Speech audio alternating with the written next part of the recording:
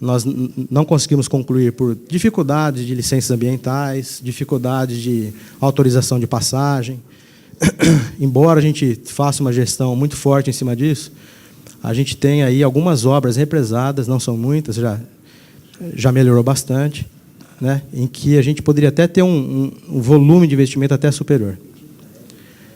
Aqui alguns exemplos, né, daquilo que foi feito aí no terceiro ciclo, né, 4 subestações novas, ampliação de 31 subestações. Queria destacar aqui, essa ampliação de subestações faz parte do nosso plano decenal de obras. A gente sempre olha para frente como é que vai ser o consumo de energia. Então, nós não tivemos, no último verão, nenhum desligamento por sobrecarga, nenhum. Então, todas as subestações, elas tiveram a sua capacidade aí, dentro dos limites, então não houve, por sobrecarga, nenhuma interrupção. 173 quilômetros de novas linhas de transmissão construídas, quase 5 mil quilômetros de rede de distribuição, mais de 20 mil transformadores instalados, 160 mil postes de madeira substituídas nesse período e 206 mil novas unidades consumidoras. Ligações novas que são feitas. Estou concluindo. Aqui algumas obras aqui que a gente está concluindo, ou já concluiu, né, entre 13 e 14, subestação e linha de Paraí, já concluída, a gente fez a inauguração, inclusive, o ano passado. Investimento aí de quase 8 milhões de reais. Uma linha de transmissão aqui que pega Tapejara e Erechim. Nós tínhamos uma fonte única lá, com essa linha, a gente conseguiu dar flexibilidade operativa, uma dupla fonte, que atende aqui mais de 35 municípios, investimento de 14 milhões. Isso aqui é foto da inauguração. E, para finalizar, como é que foi o nosso desempenho nos últimos anos em termos de reconhecimento do cliente? Nós fomos os vencedores aí do prêmio IASC da ANEEL, né? Índice de Satisfação de Clientes, 2010 e o ano passado. Melhor distribuidora avaliada pelo cliente nos anos de 2010 e 2013. Então, ano passado também fomos premiados aí pelo cliente. Fomos eleita a melhor distribuidora da América Latina, seguindo aqui, carona aqui com o Prêmio Abrade. Alguns reconhecimentos aqui do Programa Gaúcho de Qualidade. Fomos finalistas do Prêmio Nacional de Qualidade de 2009 e 2010 e vencemos em 2011. E aqui aquilo que a gente tem o maior orgulho, né, que nós recebemos o ano passado, a medalha Eloy Chaves, que é a referência em segurança do trabalho. Aqui foram apenas alguns dados, estamos aqui à disposição para responder as perguntas. Se não tivermos as respostas, a gente vai procurar encaminhá-las. Temos um desafio grande, tem investimentos robustos aí a serem feitos, e queria agradecer a oportunidade de estar apresentando. Obrigado. Obrigado, presidente Ricardo Ciuffi. Nós vamos dar o encaminhamento agora dos deputados que estão inscritos. E o deputado primeiro inscrito é o deputado Catarina Palladini, nosso relator, que fará uso da palavra para efetuar as perguntas. Obrigado, presidente. Quero cumprimentar a colega presidente, deputado Lucas Redecker, cumprimentar o deputado João Evino Fischer, e, por óbvio, também a representação aqui da RGE, na figura do senhor Ricardo, cumprimento também o diretor. Saudar a todas as pessoas que nos acompanham, seja aqui hoje no plenário, mas também pela TV Assembleia. Presidente, já foi de forma recorrida aqui nessa casa os questionamentos que a gente conseguisse, que pudesse levantar e dimensionar o impacto da medida provisória 579. Seja com relação à tarifa ou com a perspectiva futura da presteza do serviço, que eu vi que é um grande vértice e preocupação da empresa. Vocês conseguem, eu gostaria de saber qual a postura, a avaliação de vocês com relação à medida provisória 579, as consequências, se teve, de que forma vocês estabeleceram, e acenar isso para o futuro também, por favor.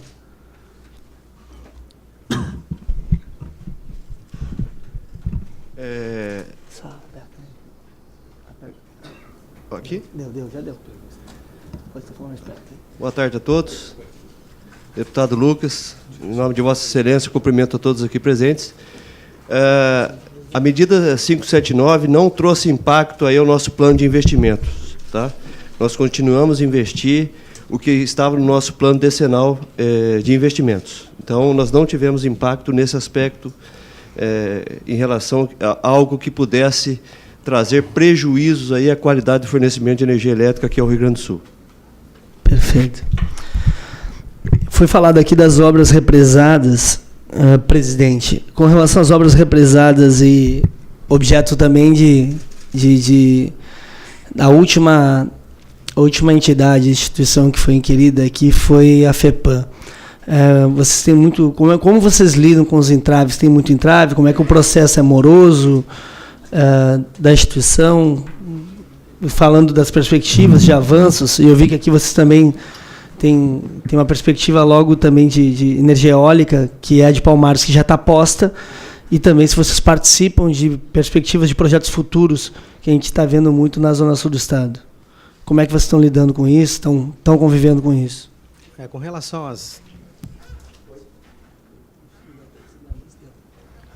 às licenças ambientais, não sei se está...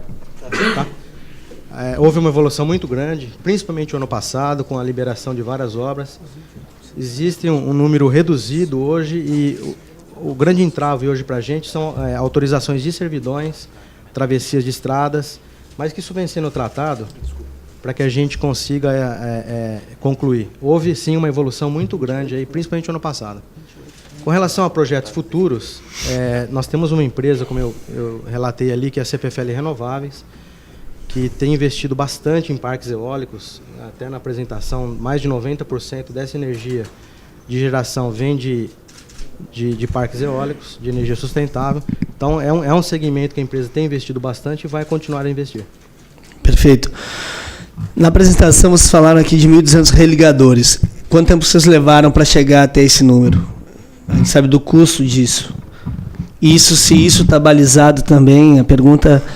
Porque isso gera um passivo, né? Um passivo judicial das empresas, quando prejudicadas, abre um precedente, reconhecida a responsabilidade da empresa na má prestação de serviço. Isso, se vocês conseguirem dimensionar o impacto que teve isso na prestação de serviço e também com relação aos processos. Bom, esses 1.200 religadores, o investimento da ordem aí de 35 milhões de reais, nós fizemos aí nos últimos 2 anos, no sentido de melhorar a qualidade do fornecimento. Os 1.200, 35 milhões. 35. Só esses... Só os religadores. Só os religadores, tá? Tem todo um processo de automação de subestação. Para os senhores terem uma ideia, antigamente nós tínhamos que mandar alguém na subestação para restabelecer isso. Era muito moroso, às vezes pegava trânsito, etc. Hoje nós conseguimos, através de telecomando, fazer as manobras remotamente. Isso trouxe bastante ganhos aí em termos de indicadores. Nós tivemos aí de 2012 para 2013, como o presidente Ricardo teve a oportunidade de apresentar, no DEC, na duração, né, no indicador de duração por consumidor, nós tivemos uma redução no DEC total de 9%. Okay? Então, isso é fruto do plano de investimentos, em aumento aí da robustez da rede e também a parte de automação, que é uma premissa do nosso grupo. Tá bom? Consegue dimensionar, para colocar em pleno funcionamento, esses 1.200, quanto orçou? 35 milhões, mais a subestação para além disso? O todo? Somente nesse item de religadores foi dessa ordem de 35 milhões e nós temos o plano ainda de, ao longo dos próximos anos, continuar aumentando a quantidade de religadores estrategicamente posicionados na rede. Perfeito. Falando acho que o senhor mencionou no final da sua apresentação aqui que tem uma perspectiva, eu acho, ainda para esse mês, de reajuste, né? Da tarifa. Tá, esse reajuste está balizado em quê? O que orienta para chegar nesse denominador comum? Esse reajuste ele baliza pela variação do IGPM menos o fator X, que é um cálculo que a ANEEL define, né, para todas as concessionárias. O nosso reajuste anual é dia 19 de junho. Então, existe um pleito feito, uma avaliação dos indicadores, e a ANEEL está avaliando para nos posicionar. Só reforçando essa questão dos religadores, eles são colocados estrategicamente em pontos, justamente aqueles pontos de difícil acesso. Nevrálgicos. Onde você tem dificuldade de entrar com a equipe, dificuldade do caminhão percorrer. Então, existe uma área de engenharia nossa e que define o melhor ponto a ser instalado. Então, existem, para o futuro, também novas religadoras. Nós estamos avaliando para fazer uma nova aquisição, para continuar, que isso traz muito benefício para o cliente. Perguntas práticas. Vocês têm 4,5 milhões de consumidores, de habitantes, 1,5 milhão e 400 de... Qual o número de funcionários da RGE? 1.400, em torno de 1.450 funcionários. 1.450 próprios. Terceirizados? Empresas que conseguem dimensionar? Terceirizados, eu não tenho o número aqui exato para te passar. Posso levantar com propriedade e lhe passar na sequência. Tá, nós temos toda a nossa parte de construção de redes, ela é terceirizada, né? Mas a gente nada impede de contratar mais equipes, dependendo das obras que nós vamos fazer.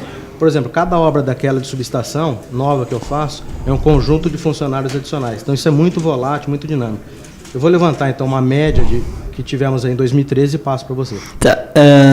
200 e quantos municípios vocês cobrem? 264 municípios. 264, 71 estações? 71.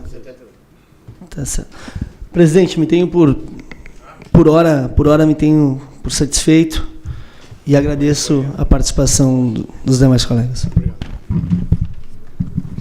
Obrigado, deputado Catarina Palladini. Eu vou passar a presidência ao nosso vice-presidente, deputado João Fischer. Próximo inscrito é o presidente da CPI, para que ele possa dar o encaminhamento para que eu possa fazer as perguntas. Muito bem. Deputado Lucas Redecker, Vossa Excelência tem a palavra para fazer as suas ponderações e suas perguntas. Obrigado, deputado João Fischer. Eu quero, inicialmente, agradecer a presença novamente do presidente. Estava vendo ali a apresentação, presidente. Minha família tem uma propriedade rural lá em Cambará do Sul, bem no interior, 30 quilômetros da cidade de chão batido. E eu frequentemente vejo essa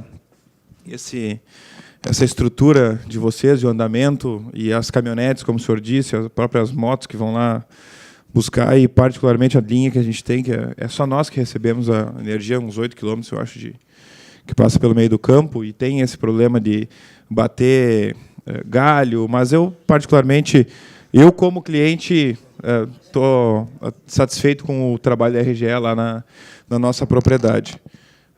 Mas, evidentemente, como CPI da energia elétrica, nós temos reclamações em todas as áreas do Estado, de todas as concessionárias, e estamos dando aqui o encaminhamento para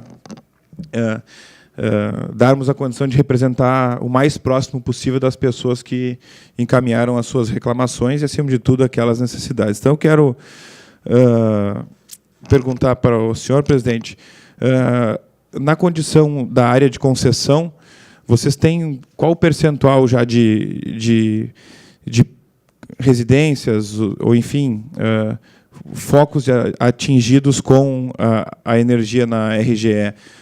A gente sabe que no Brasil, nosso dado aqui são uma média de 5 milhões de pessoas desprovidas de energia elétrica. Quanto já se atingiu na região de vocês a abrangência da energia elétrica? Nós tivemos aí o programa Luz para Todos, né? E no caso da RGE, 100% da população, dos clientes, já estão com energia elétrica. Então, desde o programa Luz para Todos, que encerrou em 2011, nós tivemos aí todos os clientes já com energia. O atendimento, se não me engano, pelos dados que tenho, ele ocorre em 264 municípios no estado do Rio Grande do Sul. E a informação que eu tenho é que vocês têm 94 bases técnicas em operação. E eu pergunto se, na avaliação de vocês, essas 94 bases técnicas são suficientes para atender os 264 municípios? Olha, presidente, a gente revisita essa estrutura operacional todo ano.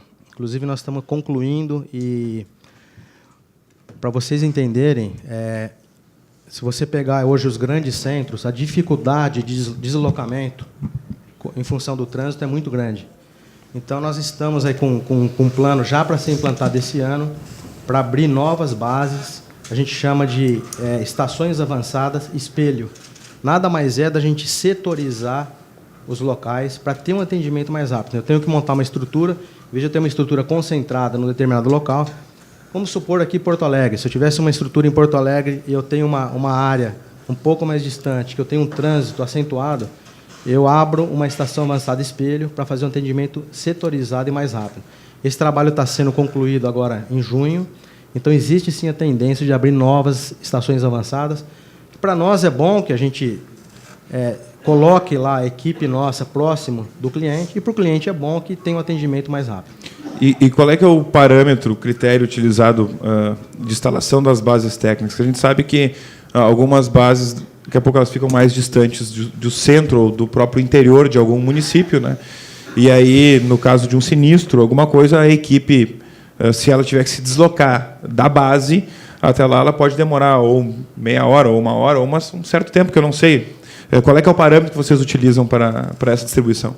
São diversos parâmetros. Tempo de deslocamento, volume de ocorrência naquela localidade, a característica da ocorrência. Então, são parâmetros que a gente coloca ele numa equação e avalia a melhor condição. Então, isso é feito, como eu disse, todo ano, principalmente a questão do deslocamento. A gente tem perdido muito tempo no deslocamento, em função de trânsito, de estradas, etc. Então, a gente está com algumas propostas já para implantar esse ano. A gente você pode até acompanhar conosco, se for o caso, de abrir novas instalações justamente para ter esse tempo diminuído o máximo possível. Segundo as informações, os dados que a própria RGE encaminhou para nós, a CPI, a RGE possui 42% dos postes que ela tem, que são implantados de concreto, né? Contra 58% desses postes de madeira. E eu pergunto a você se essa relação ela acaba prejudicando o suprimento de energia, o número de postes de madeira relacionados aos postes de concreto. Bom, o poste de madeira ele não é um problema em si. O poste de madeira podre que é o problema. Então, o mundo inteiro usa poste de madeira. Se a gente viajar aí pelos Estados Unidos, os países de primeiro mundo usam poste de madeira. Então, o ponto crítico é o poste de madeira podre. E nós temos um programa permanente de substituição. Fazemos inspeções periódicas e temos um programa de substituição de poste de madeira podre. E vocês têm alguma orientação ou utilizam, a gente mais ou menos teve até informações aqui, essa condição das talas utilizadas nos postes de madeira, quando tem um poste podre caindo, vai lá e põe um no lado e utiliza cinta ou tala, não sei como é que chama o termo técnico. Como é que funciona isso? Qual é o critério de utilização para utilizar essas... Como é que é o nome? Tala? Cinta? Tala, essas talas. É feita uma inspeção técnica e avaliado no local a possibilidade de colocar ou não. A instalação visa o restabelecimento mais rápido naquele momento e, posteriormente, o poste é trocado no nosso programa de manutenção. Mas ele visa garantir o rápido restabelecimento naquele momento, porque trocar o poste como um todo ele demora muito mais. Então, para garantir uma qualidade melhor... E qual é o prazo, após a instalação da tala, que vocês têm uma média de prazo da substituição do poste? Aí depende de cada caso, né? Se for, por exemplo, uma condição radial, que o poste está numa linha reta, que não tem esforço, ele pode demorar um pouco mais. Quando está em ângulo, ele é trocado mais rápido. Ok? E quem faz essa análise técnica é um terceirizado ou é funcionário do... É o funcionário da RGE. Tá. Só complementando, presidente, essa questão de poste ela é muito delicada, até porque por questão de segurança, né? Como vocês sabem, o nosso eletricista ou ele tem que fazer a manutenção ou uma empresa terceirizada que vai fazer uma obra, então existe todo o cuidado, né, de estar acompanhando, de fazer o planejamento adequado. E isso que o diretor Vilela colocou é importante. Se tiver uma condição segura, ele pode demorar um pouco mais, mas se tiver uma condição que possa provocar algum risco ao eletricista, é feito de imediato. E em relação a... Vocês têm algum planejamento ou uma condição de estruturação da substituição dos postes de madeira em relação aos postes de concreto? Isso em caráter temporário, ou vocês acreditam que não há necessidade da substituição por completo? Não, no nosso plano de manutenção, ele tem um acompanhamento, até pela vida útil do poste de madeira. O poste de madeira ele é feito hoje para durar em torno de 20 anos. Tá? Além disso, nas inspeções que a gente faz aí a cada ciclo de manutenção, é feita uma inspeção, e se esse poste estiver numa condição insegura ou podre, como o diretor Velalo colocou, ele já vai no nosso plano para ser substituído. Nós não estamos colocando mais postes de madeira, até pela dificuldade aí ambiental, né? A gente está colocando os postes de concreto, de fibra, né? Tem outros materiais que a gente desenvolveu aí. Então, hoje, na substituição, ela não é mais, mais utilizado o poste de madeira? Não porque o poste de madeira é ruim, sim, mas pela condição ambiental, né, de você extrair. E só para vocês complementar essa informação, há 2 anos atrás, nós pegamos no nosso grupo CPFL o melhor fabricante de postes, oferecemos a ele uma condição de montar uma fábrica aqui no Rio Grande do Sul, a preços competitivos, evidentemente, porque o suprimento de postes aqui no estado ele estava um pouco deficitário vis-à-vis a necessidade de troca aí das empresas. Então, nós trouxemos uma empresa para cá, essa empresa se instalou, e hoje ele se instalou em Passo Fundo, na nossa área de concessão. Então, um dos players que fornece poste para o estado hoje, fomos nós que trouxemos, até em função desse grande investimento que tem pela frente. Vocês têm um planejamento de substituição total? Até que data poderia chegar à substituição dos postes de madeira, colocando os postes de concreto ou de fibra? Então, presidente, o melhor dos mundos para todos nós seria substituir no menor tempo possível. Sim. Mas tem várias condições, não só de investimento, mas de material e de equipes para serem... nós não temos uma disponibilidade de equipes aí, suficientes no mercado hoje para fazer essa substituição. Além disso, quando você substitui um poste, aqueles que não estão feitos em linha viva, você tem que desligar o cliente. Então, eu tenho um limite de tolerância para fazer desligamentos programados. Tem toda uma legislação por trás. Existe, sim, uma ansiedade nossa também para trocar o mais rápido possível, mas a gente esbarra em certas circunstâncias que não nos permite. E eu, como leigo, né, sobre o poste de fibra e de madeira, de fibra e de concreto, a durabilidade e o custo entre um e outro, e aonde que se opta em utilizar um e utilizar outro? Olha, eu não tenho aqui de cabeça a questão do custo, mas a fibra é utilizado naquelas situações onde você não consegue transportar o poste de concreto. Tem situações onde o eletricista tem que levar o poste no braço, né? Então, nesses locais onde o poste de concreto é difícil de chegar até lá, como a gente mostrou no filme, a colocação de poste de fibra dá mais velocidade no restabelecimento. A tendência, então, é instalar o poste de concreto. Aí não tem a condição de acessibilidade, enfim, se instala o poste de fibra. Sobre o encaminhamento dos investimentos planejados que vocês fazem, vocês encaminham os investimentos planejados e executados anualmente para a ANEEL? Sim. Sim. Aqui relacionado, nós já escutamos a ANEEL, presidente, e nós, pelos dados que a ANEEL nos passou, nós temos a condição aqui de investimentos planejados versus realizados. E também temos os dados da RGE, e confesso que eles não estão batendo. Relacionado ao ano de 2013, a RGE diz que, relacionado a investimento planejado e realizado, chegou no índice de 107%, né? E a ANEEL diz que chegou no índice de 87,9%. Então, eu gostaria de saber o porquê que os dados da ANEEL são e os da RGE são outros. Quando nós trouxemos as informações, nós retiramos essa informação do balanço anual que é publicado e auditado pelos órgãos aí, essas auditorias externas. O nosso investimento contempla todos os investimentos, não só na rede elétrica, mas todos os investimentos em sistema, de TI, de tecnologia da informação, frota, infraestrutura. Nós colocamos todos os investimentos que, por exemplo, quando eu abro uma estação avançada nova, eu tenho que construir um prédio novo. Então, isso vai beneficiar o restabelecimento de energia, mas não é um investimento específico no sistema elétrico. Mas, no nosso caso, como é um dado publicado, nós colocamos todos os investimentos. Esse é o motivo principal da diferença. E quando a ANEEL disse que nós não atingimos parte desse investimento, provavelmente está relacionado aí principalmente hoje, é o problema fundiário, né? Apesar da ANEEL, no caso de uma linha de transmissão, ela decretar a utilidade pública, muitas vezes o cliente não aceita, entra na justiça, aí nós temos que ir lá discutir com o cliente, então isso torna o processo mais moroso.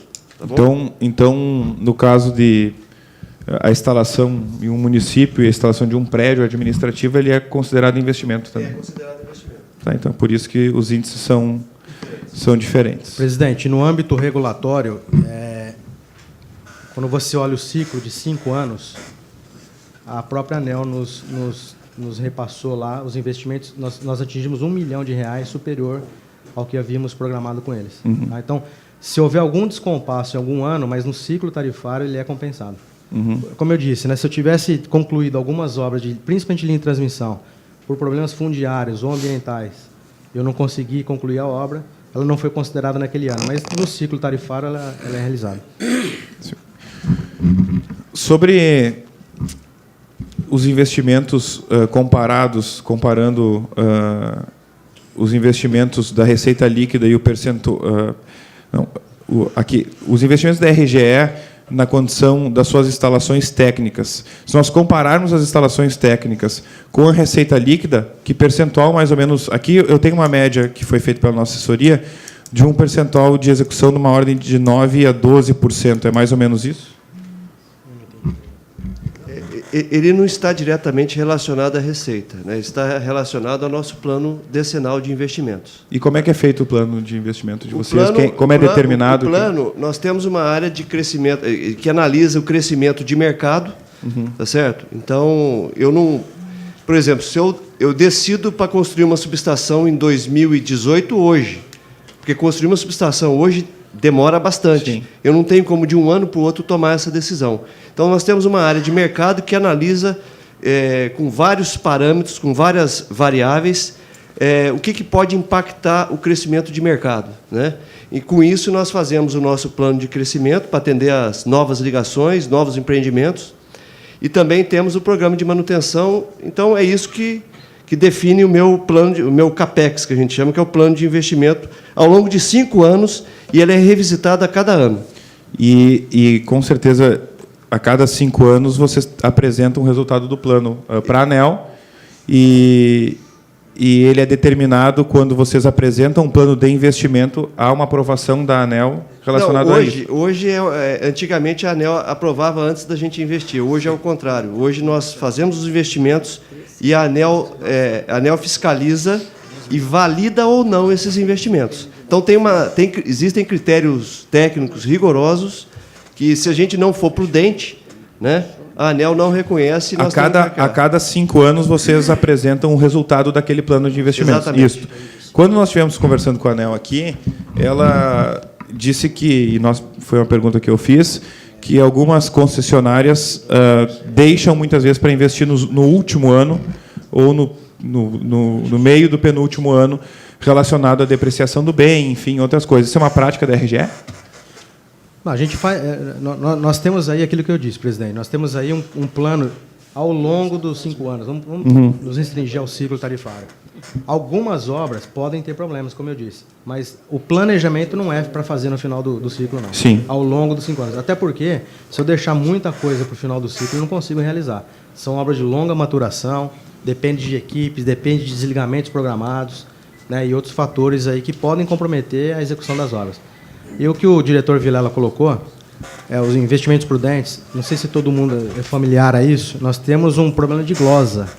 Se eu não investir corretamente, se eu não fizer o investimento daquilo que eu me programei da forma correta, a ANEEL, na fiscalização que ela faz, posterior à revisão tarifária, ela vem aqui e glosa.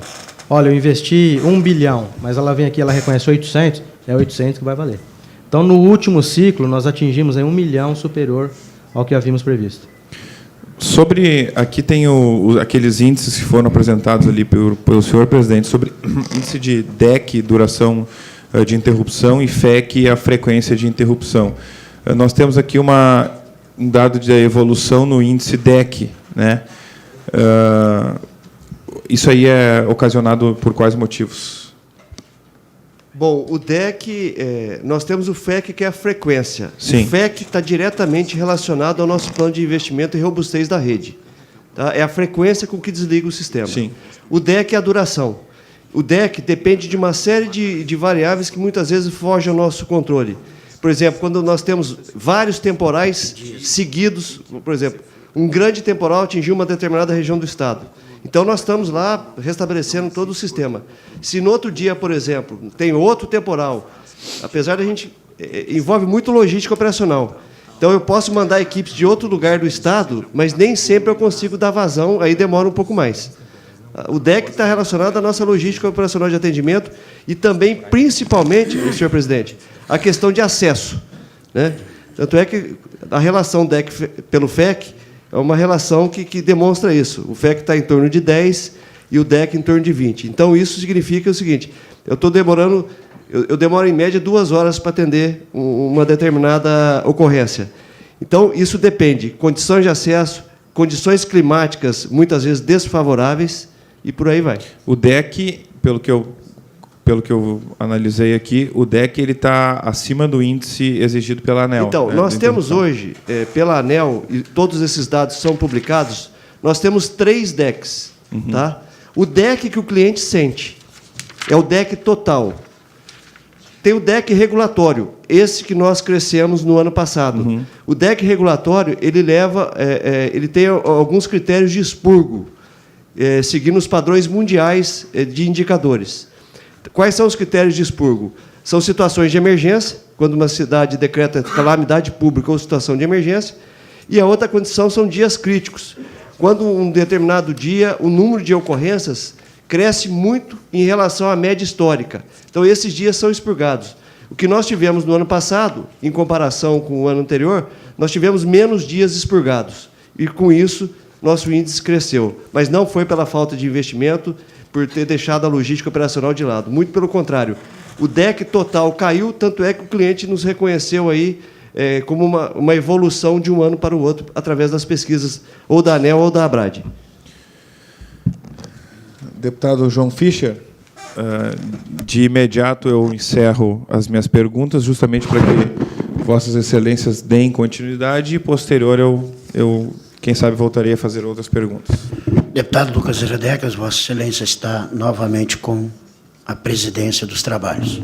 Obrigado, nosso vice-presidente, deputado João Fischer, e eu passo já de imediato a palavra à deputada Zilá Bratenbach, que está inscrita para fazer suas ponderações. Nós queremos cumprimentar o presidente da comissão, deputado Lucas Redecker, deputado Catarina, deputado João Fischer, doutor Ricardo, convidados para essa audiência pública. Eu sou suplente dessa comissão e participo hoje dessa audiência porque eu entendo que a região que a RGE atua é a região de abrangência maior do meu trabalho. E nós temos questões simples e pontuais. Eu entreguei para a comissão um exemplo de uma empresa de Miraguaí, a Mais Frango, depois posso passar uma cópia para Vossa Excelência, onde a RGE não se compromete a ressarcir os prejuízos da falta de energia e, consequentemente, com grande morte de frangos, não só na indústria, como também nos agricultores consorciados. Um outro problema é também a demora. Nós tivemos a demora do atendimento do pedido. A região cresce muito nessa demanda que os senhores já colocaram. Suíno, frango, leite, é um crescimento bastante grande. E o agricultor, no momento em que ele faz o seu empréstimo, ele tem um prazo para receber o alojamento dos animais. E vários produtores tiveram que ir ao Ministério Público para conseguir mais agilidade nesse tratamento. E, neste assunto ainda, eu não entendo, e gostaria de ter o esclarecimento, o empreendedor, ele investe num aviário. Para conseguir, se ele tem monofásica, a trifásica na sua propriedade, ele tem que investir antecipadamente. Esse investimento, como é que ele vai retornar? Considerando que ele não tem recurso para, naquele momento, investir. Eu já tive várias discussões com a RGE, porque ele investe num aviário. Tem que investir na energia que a empresa depois vai cobrar e obter os lucros. e ele tem que antecipar recursos para a RGE. Então, a gente gostaria, nesse conjunto, desses esclarecimentos. Bom, primeiro, com relação ao ressarcimento das mortes dos frangos, todo pedido, toda solicitação é analisada pela RGE segundo critérios estabelecidos pela ANEEL. Nós não temos, isso não é por nossa conta sozinho, nós seguimos regulamento rigorosamente. Então, se na análise de um evento acidental, não tiver... é difícil falar de casos pontuais, mas nós vamos analisar, tá certo, esse caso aqui que foi colocado aqui na mesa, e aí, tendo nexo aí dentro da regulamentação, nós ressarcimos o cliente ou não. Nós fazemos isso porque nós somos fiscalizados aí anualmente ou pela Gergs ou pela ANEEL. Com relação ao critério de investimentos, depende de cada caso, né? Tudo isso também segue aí o rito regulatório. Nós não temos aí o poder de tomar a decisão de cobrar ou não do cliente. Nós seguimos o regulamento fielmente, né? Então, em determinados casos, há custo para os clientes, em outros casos, não há custo para o cliente. É uma questão técnica e seguindo o rito regulatório que nós sempre cumprimos. Quer complementar sobre a... Deputado, inclusive, na próxima quinta-feira, nós estaremos na Comissão de Agricultura, lá na Câmara dos Deputados, em Brasília, debatendo essa questão da rede trifásica, junto com a ANEEL, o Ministério de Minas e Energia, tendo um debate aí que o nosso interesse é ligar o cliente o mais rápido possível, né? Então, nós vamos estar na quinta-feira aí fazendo essa discussão junto com eles e tentar encontrar uma solução. Como é que é feito esse ressarcimento? O agricultor investe e depois como ele recebe? Ou ele não recebe? Ele instala a rede trifásica. E daí, como é que fica? De quem é a rede? E ele que pagou? E a rede de quem é? É difícil explicar isso, que é uma questão técnica, tá certo? Explicar, porque cada caso é um caso. Tem caso que o cliente tem aí, ele doa a rede para a RGE, é indenizado em partes, tem rede, depende de cada caso. Aí nós teríamos que trazer algum exemplo aqui para explanar, porque nós seguimos, um critério técnico, tá certo? Tem a regulamentação técnica, é feita a análise, então tem casos que não tem custo para o cliente, depende da distância, depende de uma série de variáveis. Então, existe aí uma comissão aqui, até através do Rio Grande do Sul, nós temos uma audiência lá em Brasília essa semana, no sentido de tentar facilitar essa questão especificamente do Rio Grande do Sul. Porque não é justo. Se o empreendimento é de uma empresa que vai ressarcir-se, não é justo que o usuário pague o investimento que não é dele. E, principalmente nessa região que os senhores falam, são de pequenos agricultores, minifúndio, e eles não têm esse recurso. Hoje, acho que a ANEEL tem adotado a prática de realizar consultas e audiências públicas justamente para debater temas complexos como esse tema. Esse tema vai ser levado. Vai ser levado para Brasília. Eu vou entregar, então, para o senhor Ok. a demanda.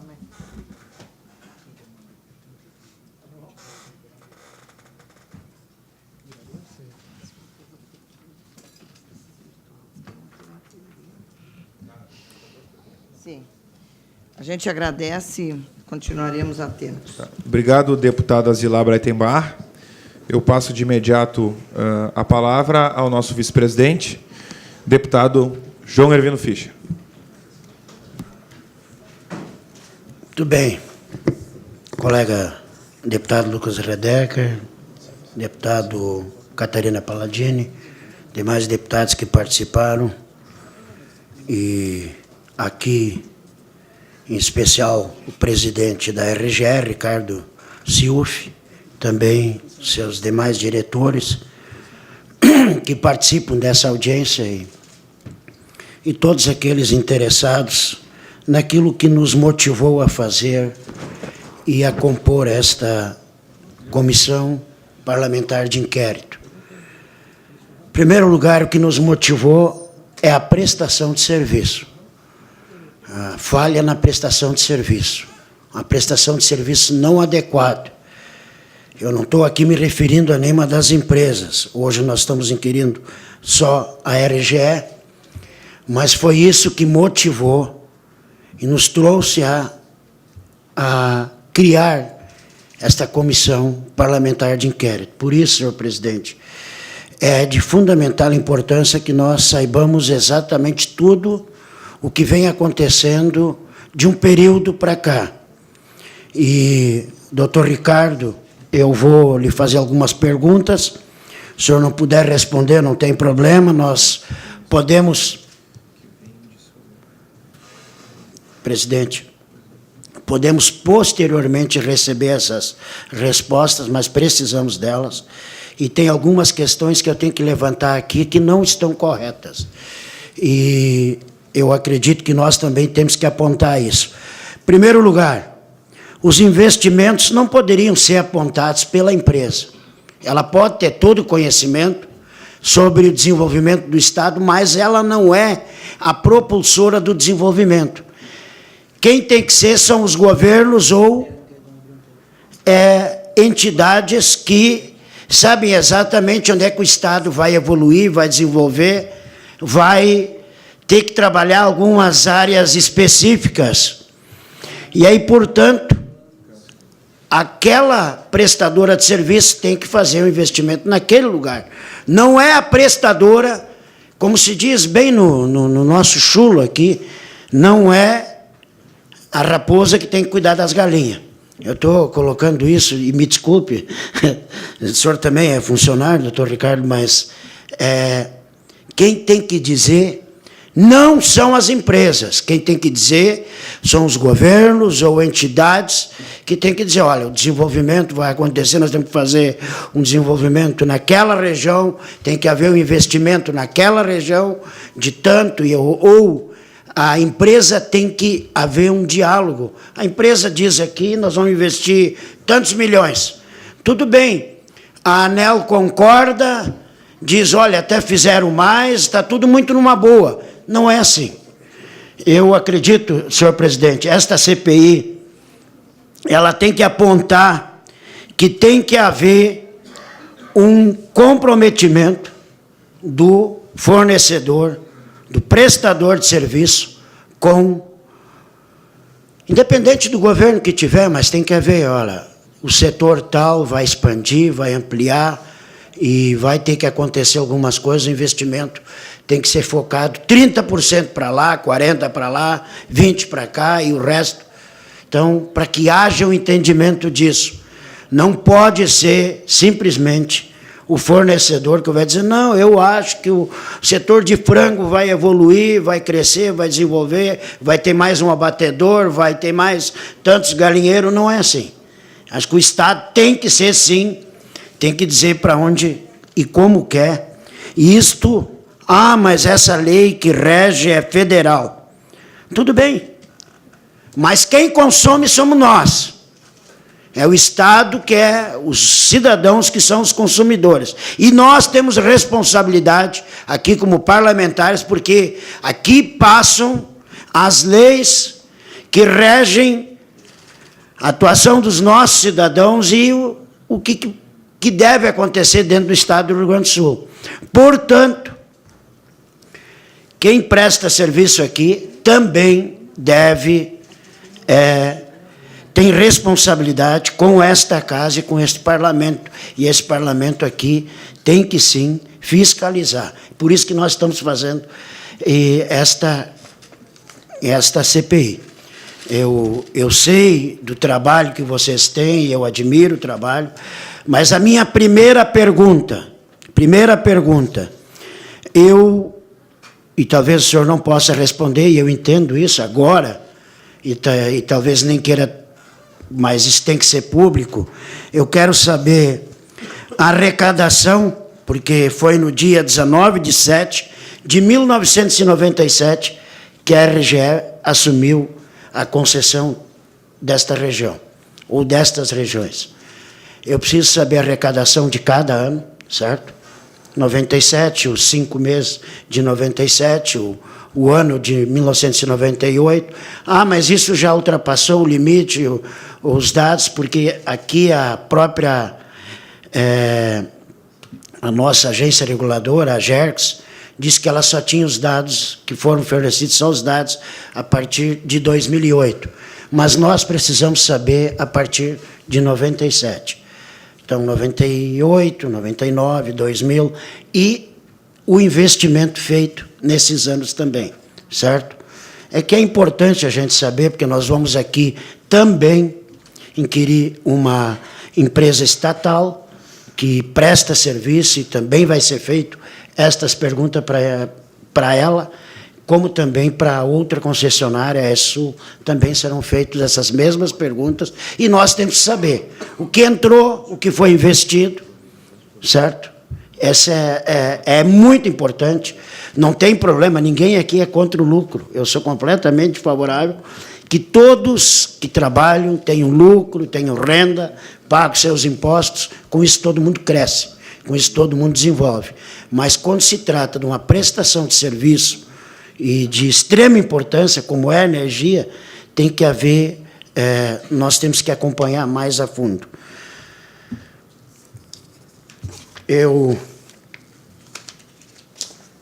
Nós ouvimos aqui o doutor Alexandre Amaral Gravonski, que era o então procurador-chefe substituto do Ministério Público Federal.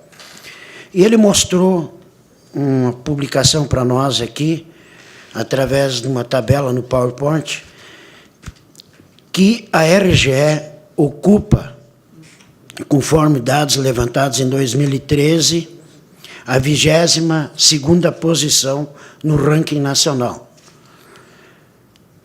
sobre o limite de aceitação de duração e frequência de interrupção de energias das 34 concessionárias existentes no país. Isto foi o que ele apresentou ao Ministério Público Federal, e ele, naquele momento, era o procurador-chefe substituto do Ministério Público Federal aqui no Estado. Eu gostaria de saber o que a RGE está fazendo, né? O que ainda irá implementar para melhorar essa posição no ranking. Aqui foi dito por ele, eu peguei os dados dele, certo? Foi ele que levantou isso. E também, no dia 19 de maio, o Dr. Carlos Martins, presidente da GERCS, afirmou que a RGE também sofreu uma fiscalização extraordinária por parte desta entidade, a exemplo do que ocorre com a CE e a Sul. Sabemos pela imprensa que esse processo ainda não foi concluído. Quais foram os dados